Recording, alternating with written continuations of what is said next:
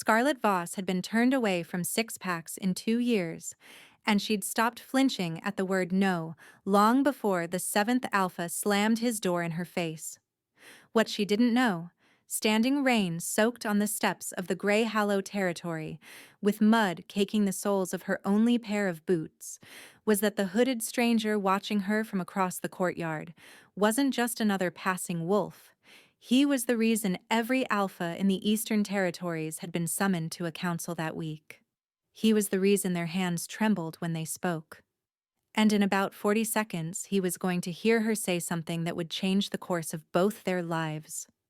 She wiped rainwater from her jaw and turned to face the courtyard, not caring that 24 wolves milling between market stalls could see the rejection still fresh on her face. She was used to it. The pitying glances, the way mothers pulled their children a little closer when she passed, as if whatever curse clung to her might be contagious. A bondless wolf at 23. No pack, no territory, no alpha willing to claim her. She almost laughed. Almost. But the sound that came out of her was something harder than laughter, something with teeth.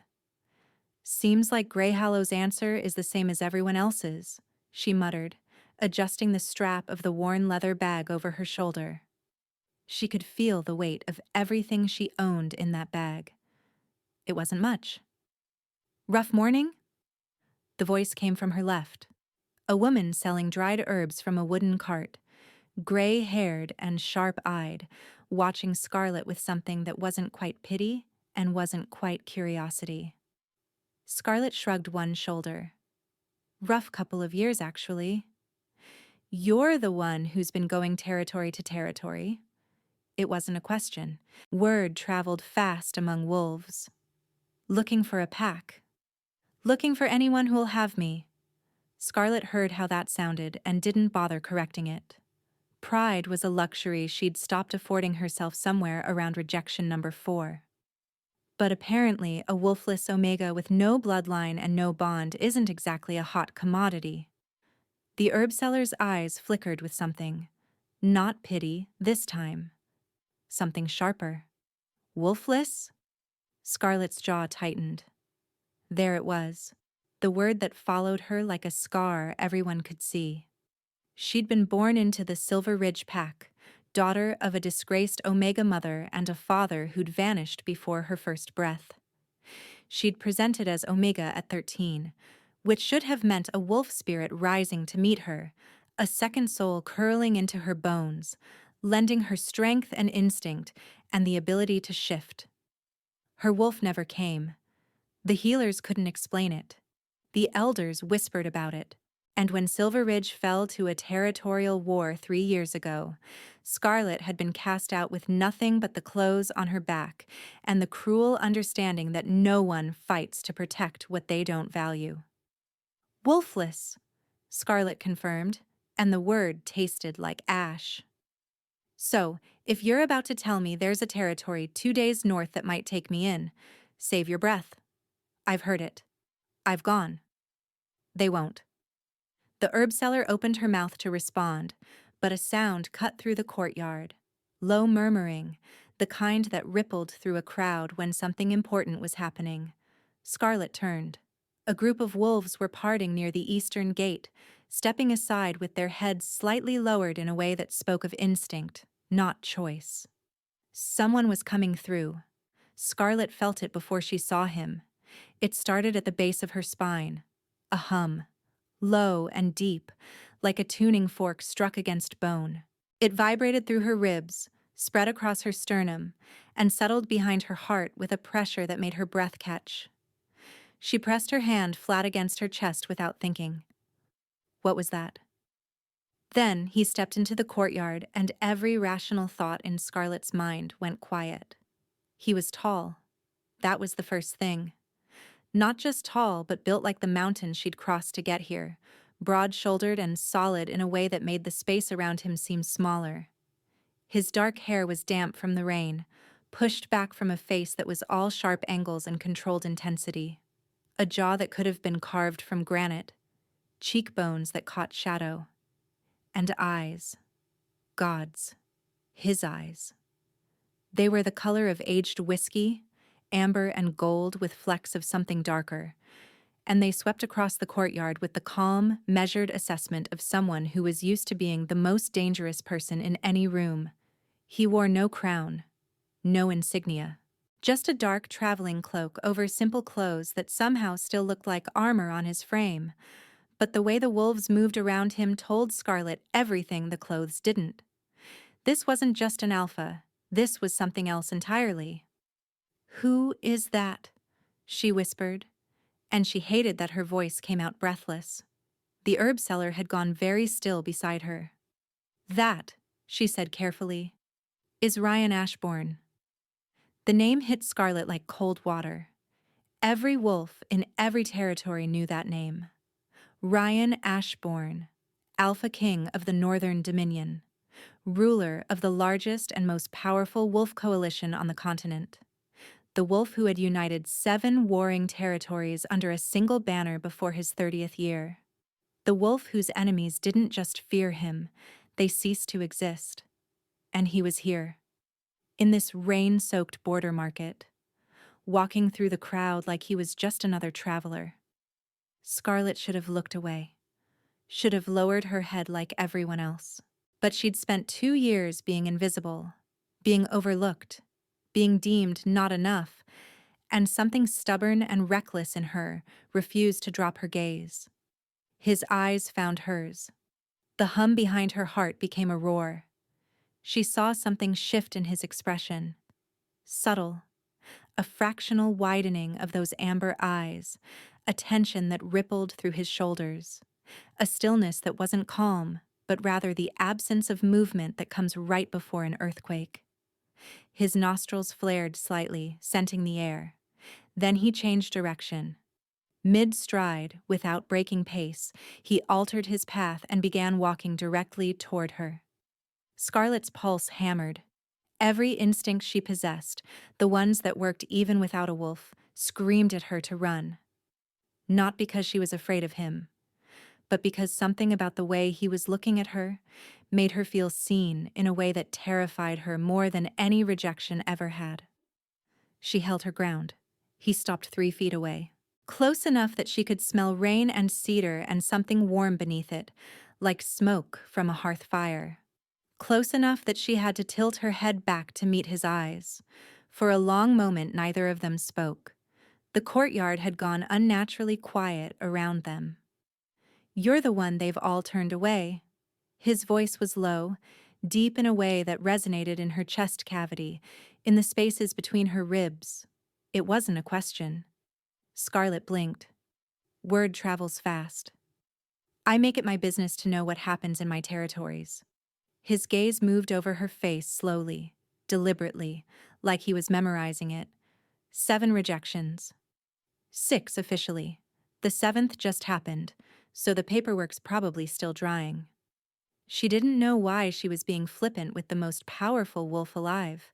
Maybe because she'd already lost everything, and there was a strange freedom in having nothing left to protect. Something flickered across his face. Not amusement exactly, but something adjacent to it. Something warmer. "Why were you rejected?" "You already know why." "I want to hear you say it." She held his gaze. That stubborn, reckless thing in her chest lifted its chin. "Because I'm wolfless. Because I presented Omega and nothing came. Because every alpha who looked at me saw a liability instead of a person. Because in 2 years of begging for a place to belong, not a single wolf with power decided I was worth the trouble." She paused. The rain was coming down harder now, plastering her hair to her face, running into her eyes. She didn't wipe it away. "Every alpha rejected me," she said, and the laugh that came out of her was bitter and sharp and honest. Every single one. Ryan didn't laugh. His expression didn't shift into pity or dismissal or the careful blankness she'd learned to expect. Instead, something dangerous moved behind those amber eyes, something that looked like fury, but not directed at her. Directed at something she couldn't see. Something vast. "They were fools," he said. The words landed like a physical thing. Scarlet felt them hit her sternum, felt them crack against the armor she'd built around herself, felt them seep into places she'd stopped letting anything reach. "You don't know me," she managed. "I know what I see." He took a step closer. The space between them shrank to something intimate, something that made the herb seller quietly push her cart backward and disappear. "I see a woman who's been turned away by every door she's knocked on, and she's still standing, still looking people in the eye, still refusing to break." His voice dropped lower. "That isn't weakness, Scarlet Voss. That's the kind of strength most alphas couldn't carry for a single day." She went very still. "How do you know my name?" "I told you, I know what happens in my territories." He paused, and something in his expression shifted again, became something rawer, something he looked like he was choosing to let her see. "I've known your name for 6 months, since the first report crossed my desk of a wolfless Omega being denied sanctuary. I've been tracking every rejection, every territory that turned you away." The air between them changed, charged, electric. "Why?" she breathed. He didn't answer immediately. Instead, he raised one hand slowly, giving her time to pull away, and brushed a strand of wet hair from her face. His fingers barely grazed her temple, but the contact sent a shock of warmth cascading down her spine, pooling in her chest where that impossible hum still resonated. "Because something told me to pay attention," he said quietly, "and I have learned, over many years and many wars, to trust that instinct." Scarlet's throat was tight. "That's not an answer." "It's the only answer I have right now." He let his hand fall. "Come with me." "To where?" "To the Northern Dominion, to my territory." She stared at him. "You're offering me pack sanctuary?" "I'm offering you a home." The word home hit her so hard she nearly staggered. She couldn't remember the last time someone had used that word in connection with her. She opened her mouth to respond, but her voice wouldn't cooperate, and she had to swallow twice before she could speak. "What's the catch?" "No catch. There's always a catch. The last alpha who offered me shelter wanted me to work the kitchens 14 hours a day. The one before that wanted something I wasn't willing to give." Her voice hardened on the last sentence, and she watched his reaction carefully. The fury was back. Quick and hot and barely contained, his jaw flexed, and she saw his hands curl into fists at his sides before he deliberately, consciously relaxed them. "Who?" The word was quiet, but it carried the weight of a death sentence. "It doesn't matter. I handled it." "It matters." He looked at her, and the intensity in his eyes was almost too much to hold. "But I won't push. Not now." He exhaled slowly. "There is no catch, Scarlet. You come to the Dominion. You have a room, meals, protection. You answer to no one. If you decide to leave, you leave. No chains, no debts." "Why would the Alpha King take in a wolfless Omega that nobody wants?" "Because I am not nobody." He said it simply, without arrogance, like he was stating the weather. "And because the fact that you are wolfless is the least interesting thing about you." She didn't know what to do with that. She'd spent so long being defined by her absence, by the wolf that never came, by the bond that never formed, by the power she never manifested, that hearing someone dismiss it as unimportant felt like the ground shifting beneath her feet. She went with him. She told herself it was practical. She had nowhere else to go, no more territories to petition, no more doors to knock on. She told herself the hum in her chest was exhaustion, that the way her pulse settled into something calm and steady in his presence was simply relief at finally having somewhere to sleep. She told herself a lot of things during the 3-day journey north to the Dominion. Most of them were lies. The Northern Dominion was nothing like the scattered, struggling territories she'd passed through. It sprawled across a vast highland plateau, its central hold built into the side of a granite cliff face, with towers that caught the morning light and turned it to gold.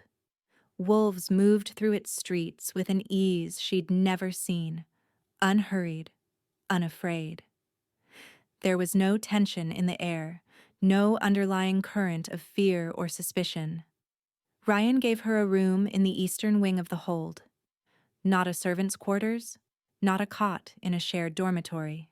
A room with a real bed and thick furs and a window that overlooked the valley below, where a river carved silver through dark pines. "This is too much," she said, standing in the doorway with her single bag clutched against her chest. "It's a room." He leaned against the doorframe, arms crossed, watching her with that quiet intensity that she was beginning to realize was simply how he looked at everything. "You'll need warmer clothes. The Highland winters are unforgiving. I'll have some sent up. I can work for them. You can, but you don't have to earn the right to be warm." He left her alone after that, and she sat on the edge of the bed and pressed her hands to her face and did not cry. She didn't, but it was close. Over the following weeks, something began to shift. Not just in Scarlet's circumstances, but in something deeper. Something internal, tectonic, irreversible. Ryan didn't seek her out constantly, but she noticed him, noticed that he appeared at meals when she did. Noticed that he walked through the eastern wing more frequently than any Alpha King should have reason to. Noticed that when she entered a room, his eyes found her first. Always, like she was a fixed point he oriented himself around. She noticed other things too. The way his warriors respected him, not with fear, but with genuine loyalty. The way he listened when people spoke to him, actually listened, with his full attention. The way he was patient with the children who ran through the hold's corridors, crouching down to their level, his massive frame folding with a gentleness that made something ache behind her ribs. She noticed the scar that ran along his left forearm, thick and raised, and the way he sometimes pressed his thumb against it when he was thinking. She noticed that his laugh, rare and low, changed the quality of the air in whatever room he occupied. And she noticed the hum. Always the hum. It was louder when he was near, a resonance that lived in her bones, that deepened every time their eyes met across a crowded hall, every time his hand brushed hers when he passed her a cup or a book, or steadied her on a rain-slicked step. It was 3 weeks before she finally asked. They were in the hold's library, a vast room with vaulted ceilings and shelves that stretched so high they required rolling ladders. Scarlet had discovered it on her 4th day and had been spending most of her evenings there, curled in a chair by the fire with books she'd never had access to before. Ryan had started appearing around the same time each evening, settling into the chair across from hers with his own stack of correspondence. And they'd developed a comfortable silence that felt more intimate than most conversations Scarlet had ever had. "Can I ask you something?" she said, not looking up from her book. "You can ask me anything." His voice was quiet, steady, like a hand extended in the dark. The hum. She lowered the book to her lap and met his eyes. The firelight turned them to molten gold. "The feeling I get when you're near. Like something vibrating in my chest." "What is it?" He was very still. She watched the firelight play across his features and saw the careful control he maintained over his expression, the way he held himself in check like a man standing at the edge of a cliff, choosing each movement with precision. "What do you think it is?" he asked. "I think if I had a wolf, I'd know exactly what it is." The admission cost her something. She felt it leave her body like a breath held too long. "But I don't, so I'm asking." He set down his correspondence, leaned forward. The distance between their chairs shrank, and the hum intensified until she could feel it in her teeth. "It's a bond," he said. "A mate bond." The world went very quiet. "That's not possible," she whispered. "I'm wolfless. I can't form bonds. That's the whole point of what I am. That's why no one wanted me." Scarlet, the way he said her name, like it was something precious, like it was a word he'd been waiting his entire life to say. You are not wolfless because you are broken. You are wolfless because your wolf has been dormant, buried under years of trauma and rejection, and a body that learned it wasn't safe to emerge. She was shaking. She could feel it starting in her hands and spreading outward. How do you know that? Because I've felt your wolf. He said it with absolute certainty. Since the moment I saw you in that courtyard. She's there, Scarlet. She's been there all along, waiting for the moment you felt safe enough to let her surface. The tears came then. Not the ones she'd been holding back in that bedroom weeks ago, but something older, deeper, something that had been locked behind her ribs since she was 13 years old and waited for a wolf that never came and watched her mother's face crumble with the understanding of what that meant. Ryan moved. Not quickly, not abruptly, but with a deliberateness that gave her every chance to stop him. He crossed the space between their chairs, knelt in front of her, and took her trembling hands in his. His hands were warm, rough with calluses, steady in a way hers weren't.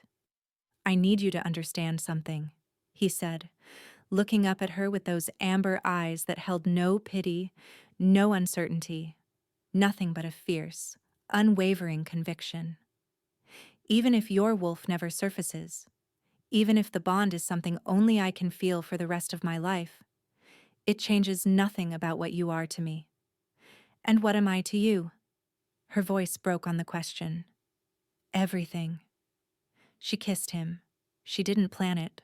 One moment she was looking at him through tears, and the next her hands were framing his face, and her mouth was on his, and the hum in her chest exploded into something symphonic, something that sang through every nerve ending in her body.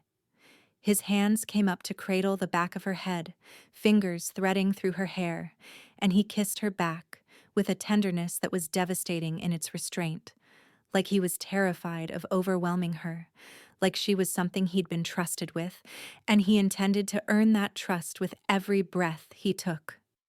When they broke apart, his forehead rested against hers, and they breathed the same air, and something in the space between them had fundamentally, permanently changed. I've been tracking you for 6 months, he murmured against her lips, following every rejection, every cruelty, waiting for the right moment to intervene without overstepping. Do you know how many times I almost sent my warriors to bring you home? Why didn't you? Because you deserve the choice. You've had enough people making decisions about your life. He pulled back enough to look at her. I wanted you to come to me because you chose to, not because you had no other option. I didn't have another option. You always have options, Scarlet. You could have disappeared, gone rogue, left the territories entirely. You chose to keep fighting. His thumb traced her cheekbone. That's who you are. And it's why every alpha who turned you away will spend the rest of their lives regretting it. It was 2 days later that the past came for her. A delegation arrived from the Iron Fang territory, one of the first packs that had rejected Scarlet's petition for sanctuary. Their alpha, a thick-necked wolf named Garrick, strode into the Dominion's great hall with 5 of his enforcers flanking him, and Scarlet recognized him instantly. The cold eyes, the dismissive curl of his lip, the way he'd looked at her 18 months ago and said, "We don't take in strays." She'd been crossing the hall when they entered, carrying a stack of books from the library, and she froze when Garrick's gaze landed on her. "Well," he said, loud enough for the hall to hear. "The wolfless girl. You found someone willing to take in charity cases after all." The hall went silent. Every wolf in the room turned, and Scarlet felt, rather than saw, Ryan emerge from the corridor behind her. The temperature in the room dropped. "Garrick." Ryan's voice was calm, perfectly, terrifyingly calm. The kind of calm that came before devastation. "You're early for the council? I came to discuss territorial boundaries." Garrick's eyes moved between Scarlet and Ryan, and something ugly shifted in his expression. "Didn't realize you'd started collecting broken wolves, my king." Scarlet felt the words land, felt them hit the same bruised places they always hit. But before she could react, before she could summon the armor she'd built over years of exactly this, she felt something else. Heat. Radiating from Ryan like a forge door thrown open. And the hum in her chest pitched into something fierce and protective, something that didn't feel like her at all. Something that felt like teeth and claws and a growl building in a throat she didn't know she had. Ryan stepped forward. One step. That was all it took for every wolf in the room to tense. "Let me be very clear," he said, and his voice was soft now, which was worse. "The woman you just insulted is under my personal protection. She is a member of this pack. She belongs here." He paused, and when he spoke again, each word was precise as a blade. "You rejected her because you saw weakness where there was strength. You saw lack where there was resilience. You looked at a woman who had survived the fall of her pack, the loss of everything she knew, and the cruelty of wolves like you, and you decided she wasn't enough." He was close to Garrick now, close enough that the alpha had to look up to meet his eyes, and Scarlet saw genuine fear flicker across Garrick's face. "You were wrong," Ryan said, "and now you're standing in my hall, insulting someone I care about, and I want you to think very carefully about what happens next." The silence stretched. Garrick's enforcers shifted uneasily. Every wolf in the hall was watching with the kind of breathless attention that comes before a fight or a surrender. Garrick lowered his eyes first. "My apologies, my king. I meant no offense." "The apology isn't mine to accept." Ryan stepped aside, and his gaze moved to Scarlet, and in that look she saw the question. Not a demand, not an expectation. A question. "Your call." Scarlet set her books down on the nearest table, straightened her spine, looked Garrick directly in the eye with every ounce of dignity that 2 years of rejection had not managed to strip from her. "I don't need your apology," she said clearly. "I needed your help 18 months ago, and you couldn't even give me that. So keep your words. They're worth about as much as your judgment." She picked up her books, turned, and walked out of the hall. Behind her, she heard Ryan say, very quietly, "The council will discuss your territorial boundaries tomorrow, Garrick. Tonight, I suggest you reflect on the kind of alpha you want to be." He found her in the library 20 minutes later. She was sitting in her chair, hands shaking, adrenaline flooding her system in waves she couldn't control. He didn't say anything. He simply sat in his chair across from her, and his presence, steady and warm and unwavering, was enough. The shaking subsided. The hum settled. And when she finally looked at him, he was watching her with an expression so openly tender that it stole her breath. "That was magnificent," he said softly. She laughed. A real laugh, wet and surprised and full. "I told off an alpha in the middle of your great hall?" "You told the truth in the middle of my great hall. There's a difference." He leaned forward. "Scarlet, what you did in there, the way you stood, that's leadership. That's the strength I saw in you from the moment we met." Something cracked open inside her. Not painfully, but the way earth cracks when a seed finally pushes through. Something ancient and buried and alive, stirring in the deepest part of her, uncoiling with a warmth that radiated outward through every cell in her body. She gasped, pressed both hands to her chest. "Ryan." Her voice was shaking. "Something's happening." He was on his feet instantly, crossing to her, his hands on her shoulders, his eyes searching her face. "I know. I can feel it. Don't fight it, Scarlet. Whatever's happening, don't fight it." The warmth became a blaze, a golden, consuming heat that poured through her veins like liquid light, filling spaces she hadn't known were empty, connecting pathways she hadn't known were broken. The hum in her chest expanded into a roar, and she felt it, finally, for the first time in her life, her wolf, not absent, not broken, dormant, buried under layers of grief and trauma and the bone-deep belief that she was not enough, that she was incomplete, that she was missing the most fundamental part of herself. Her wolf had been there all along, curled tight and small and waiting for the moment Scarlet felt safe enough, worthy enough, loved enough to let her rise. The tears streamed down her face. She could feel the bond now, truly feel it, a golden thread stretching between her chest and Ryan's, vibrating with warmth and recognition and something that felt older than both of them. Something that felt like destiny and choice woven together into something unbreakable. "There she is," Ryan whispered, and his voice was rough, broken, his eyes bright with unshed tears of his own. "There you are. You knew," she choked out. "You knew she was there. I felt her the moment I saw you. Sleeping. Waiting." His hands moved to frame her face, thumbs brushing away tears. "Waiting for you to believe you deserve to be whole." She surged into him, and he caught her, arms wrapping around her with a fierceness that matched the feeling pouring through the bond, pulling her against his chest so tightly she could feel his heartbeat against her own. They matched, beat for beat, rhythm for rhythm, two hearts that had been searching for the same frequency and had finally found it. "Mine," he said against her hair, and the word wasn't possession, it was a prayer. "Yours," she answered, "and you're mine. From the moment I saw you. From before that. From always." 2 months later, the Highland spring had turned the valley below the hold into a carpet of wildflowers, purple and gold and white, stretching to the distant tree line where the dark pines stood sentinel. Scarlet stood on the balcony of what was now their room, because somewhere between the first kiss in the library and the night she'd finally shifted, finally felt her wolf unfurl through her body in a cascade of silver light.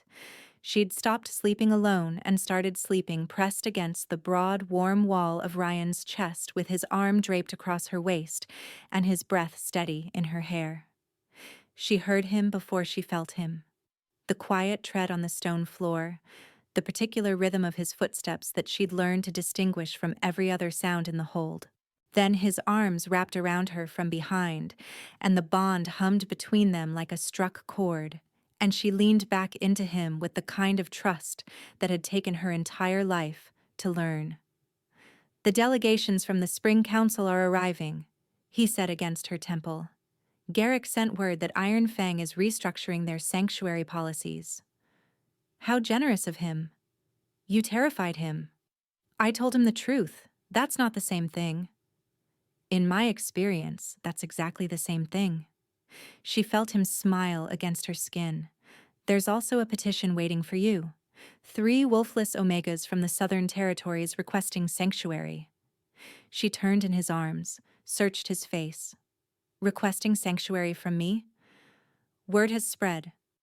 About you. About what happened. About an omega who had no wolf and no pack, and no one willing to fight for her. Who found her way to the Northern Dominion and found everything she'd been denied." His eyes were soft, golden, full of something that made her chest expand beyond what should have been physically possible. "They're asking for you specifically, Scarlet. Not me. You." The weight of that settled over her like a mantle. Not heavy. Right. Like something clicking into place, a key turning in a lock she hadn't known existed. "I want to help them," she said. "I know you do. That's why I brought it to you first." She reached up and traced the line of his jaw with her fingertips, the same way she'd done 100 times now, still marveling at the way his eyes fluttered half-closed at her touch, the way the most powerful wolf on the continent softened under her hands like she was the only force in the world capable of undoing him. "Thank you," she said quietly, "for seeing me when no one else would." He caught her hand, pressed his lips to her palm. "You were always visible, Scarlet. The rest of them just didn't have the courage to look." Below them, the valleys stretched gold and green and infinite under the spring sun. Somewhere in the hold, 3 wolfless omegas were waiting to be told they had a place here, that their absence was not a deficiency, that their worth was not determined by the thing they lacked, but by the strength they carried. Scarlet would tell them herself. She would sit with them the way no one had sat with her, and she would say the words she'd needed to hear for 23 years, the words that a king had crossed a courtyard in the rain to give her. You are not broken. You are not lacking. You are exactly, precisely, fiercely enough. And the wolves who couldn't see that were fools.